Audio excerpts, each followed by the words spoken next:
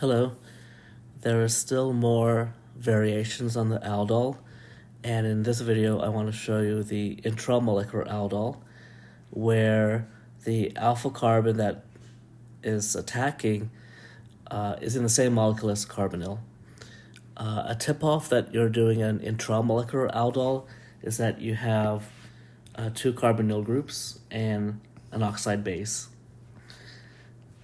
After we do the predict the product and the mechanism for this intramolecular aldol, I want to show you a interesting multiple choice problem where we do form an intramolecular aldol product, aldol condensation product. You just have to choose which is the correct product or which is the possible product. Let's do number one first. Let me copy this down here. Okay, for number one, okay, I think I'll have space. Remember, you're making an enolate, and you're making the enolate by deprotonating an alpha carbon. But we have several alpha carbons. We have here A1, or alpha 1, alpha 2, alpha 3, and alpha 4. The good news is that this molecule is symmetrical, meaning alpha 1, the product I would get if I used alpha 1, would be the same product I would get if I used alpha 4.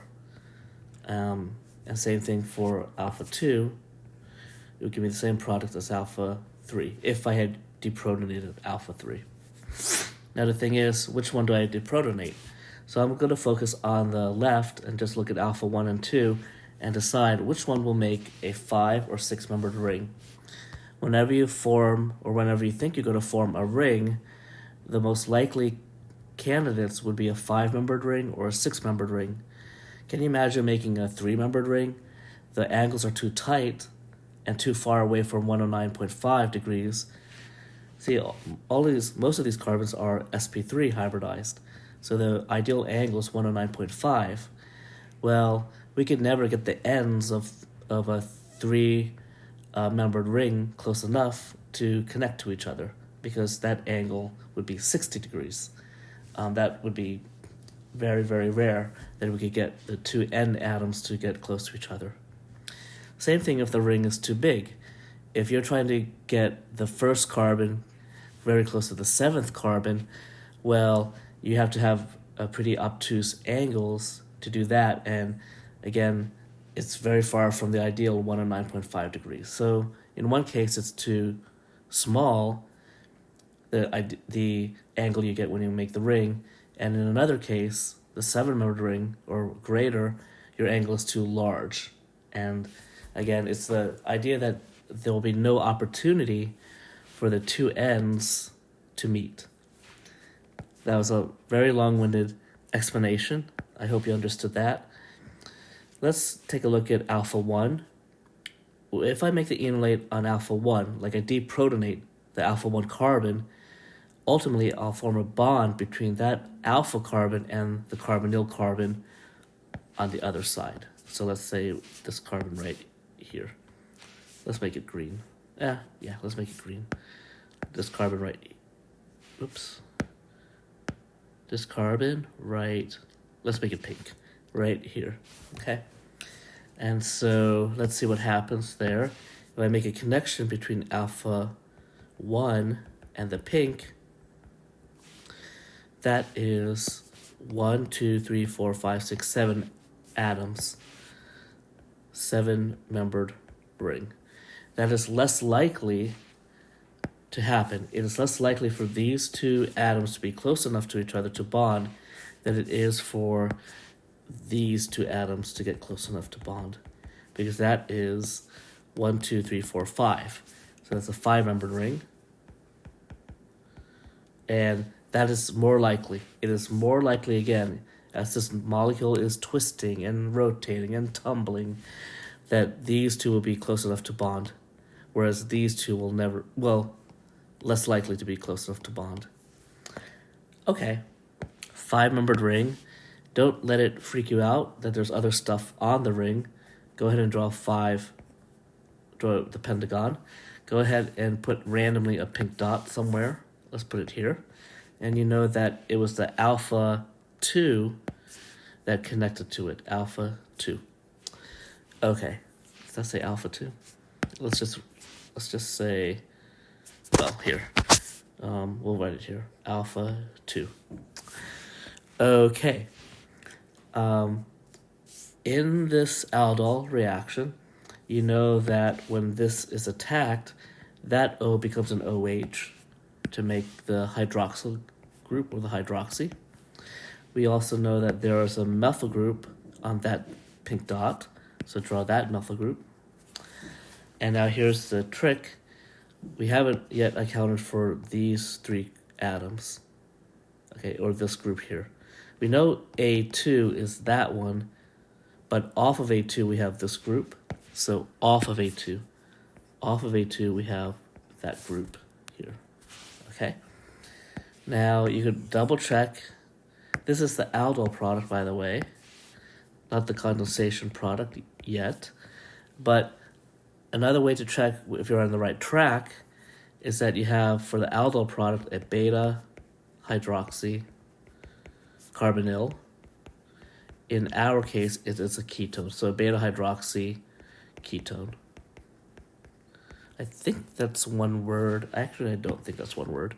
So let's just scooch this over a little bit. Okay? I am going to put brackets because for my class, this is not the final answer. Conjugation is such a stabilizing force that if you could make a conjugated system, you should make a conjugated system. And we do that by eliminating a hydrogen off of the alpha and eliminating OH. And we are able to now get a conjugated system. Do you see how it's conjugated? If you don't know what's special about conjugation, there was a video already posted that talks about that. Another way you could say that you have the right answer, or most likely the right answer, is that you will typically make an alpha-beta unsaturated carbonyl. An alpha-beta unsaturated, in our case, ketone. Let's just put ketone. Unsaturated, ran out of space, ketone. And again, this is the aldol condensation product. Final product. Right here. Okay? You want to do the mechanism? Let's do the mechanism. Let's practice. Because we are going to have to close the ring. Is that going to be difficult? We've done, in these series of videos, we've done a self-aldol condensation mechanism, and we've done a crossed aldol condensation mechanism. So we've had plenty of practice. You got to deprotonate the alpha carbon, and we're using alpha 2, remember.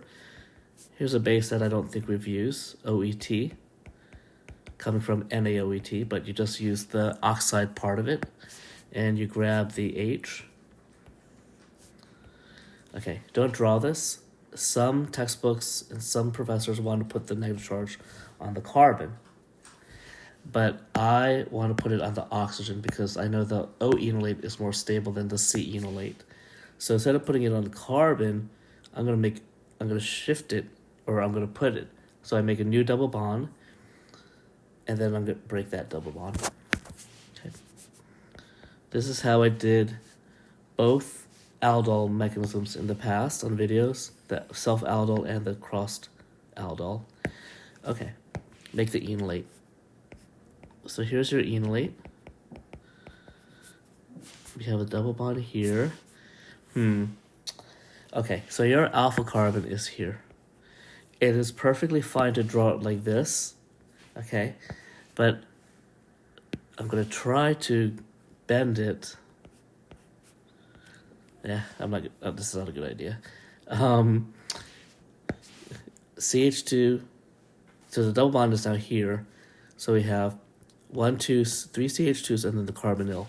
1, 2, 3 CH2s and then the carbonyl here, and then the methyl group. You could always count, you could always number, but I'll just count. 1, 2, 3, 4, 5, 6, 7, 8. 1, 2, 3, 4, 5, 6, 7, and 8. So I drew it bent, or I bent it upon itself because I want to get the alpha close to the carbonyl. And that's how I get the 5-membered ring. So again, don't worry about all the junk. Just worry about, at first, the ring. And then it looks like my dot is like down here. So I'll put it down here. So again, what's on the dot? We have the methyl, we have the O minus, eventually becoming the OH. We have the alpha here now. And then off of the alpha, we got rid of the double bond between the two carbons, but we made a double bond, we remade the double bond between the oxygen carbon, and there is a methyl group. Yikes. Okay, next we protonate. We have ETOH, which is ethanol. You can draw it like this if you want. And go ahead and protonate. Yep, protonate that. And then we are going to do the condensation, but let's protonate first. This is going to be 5 steps, something you've seen before. Aldol condensations have always been 5 steps for us. Did I do this right? Okay, here's your neutral aldol, and it's a beta hydroxy, right? Beta hydroxycarbonyl. This is alpha, this is beta hydroxy. What happens next? Because we have 2 more steps. This hydrogen is still acidic. And look over here. We just made a base that's relatively nearby so that we can go ahead and do the elimination. Oh boy, it's a little bit tight. Make the double bond, make the next enolate. Okay, so what is the enolate looking like now? Here's your negative charge. Here's your double bond. Here's your OH, and here's your methyl. I think I got everything. We created ethanol, but that's not going to be used here. What's going to happen is that we make the double bond, shift the double bond, kick out OH. And, oh man, do I have the same product? We'll double check. So here's the product from my mechanism. Good, it's conjugated. And we have a methyl group. I'm checking whether this molecule here is the same one up here. Okay, looks like they're the same. We can always label the alpha and beta. And I promised you 5 steps. Again, we have 1, 2, 3, 4, and 5. Okay. Now, do you have that? Remind yourself that you're making the enolate twice. In the first step, you make the enolate, and I like to make the O-enolate. And in the, what step is it? In the 4th step, we make another enolate. And again, it's the O-enolate. Okay, let us, you can always pause and copy these notes if you are a little bit behind. Let me put the dots, actually. Dot, dot, and is that the dot? That's not the dot. Dot is down here. Dot, dot, and dot. Okay. Let us tackle this interesting problem. I think it's interesting. It does remind you what you did in Organic 1, Organic Chemistry 1. And it's useful for us because you make aldehydes and ketones with ozonolysis. Okay. And so what can we do with aldehydes and ketones? We can do an aldol reaction. So that's great for us because this will be ozonolysis. Remember, it's 2 reactions. ozonolysis. And it's going to give us aldehydes and ketones. I think in this case only ketones. To give carbonyl groups or aldehydes and ketones. Okay. Ultimately, I want to pick the right product, but where's the shortcut? The shortcut is this, or the scratch work. The scratch work is... what color? In the first reaction, you do ozonolysis. Remember how you put 2 dots, or my class puts 2 dots, and then cut. And when you do that, each dot gets a carbonyl group. So here are 2 dots, and I cut. It looks a little strange, but I think that's the clearest way to draw it. Now, what we're going to do looks like, you see these reagents? We have a dicarbonyl with NaOH, or oxide base. You're going to most likely do an intramolecular aldol. And what was the strategy? Look at our initial case. See, we label the alphas, and we figure out what kind of ring can we make. It's symmetrical, so we really have only alpha 1 and alpha 2. Let me label alpha 2 with light blue. Alpha 2. If I make a bond between alpha 1 and the red, do we do pink or blue? Pink dot. I forgot a pink dot over here, actually. There. So pink dot, pink dots. The one you're attacking. So it's going to attack this, the one that is not already attached to the alpha carbon. If I make a bond, again, between the alpha and the dot, do you see if I close this ring right here, I have on the left a 5-membered ring, 1, 2, 3, 4, 5, and on the right I have 1, 2, 3, 4, 5, 6. I have a 6-membered ring. Ooh la la. So a 5-membered ring sharing 2 carbons with a 6-membered ring. Do you see where the dot is? The dot is here. Do you see where the OH is? The OH is here. Do you see where the carbonyl group is? I don't. So there's a bond made between alpha 1 and the dot, and it looks like the carbonyl is to the right of A1. Okay. Right there. Now, that doesn't match any of our choices, because our choices are going all the way to the conjugated system. But I like seeing the aldol, again, aldol, beta hydroxy carbonyl, and then aldol condensation, if possible. And it is possible because we're going to make a double bond right here by removing this H and this OH. Your final product is this. It is still conjugated, right? Conjugated. And it makes all the right connections between the alpha and the dot. So this attack, by the way, this attack will form this eventually. I didn't look at A2. You know what happens with A2? With A2, you have 1, 2, 3, 4-membered ring. So A2 will not be the one that's deprotonated. Okay, so it's not A2, it's A1 that's being protonated. I'm not showing you the mechanism, obviously, but I did draw out the first intermediate, and I did do the dehydration from there. The answer is letter A.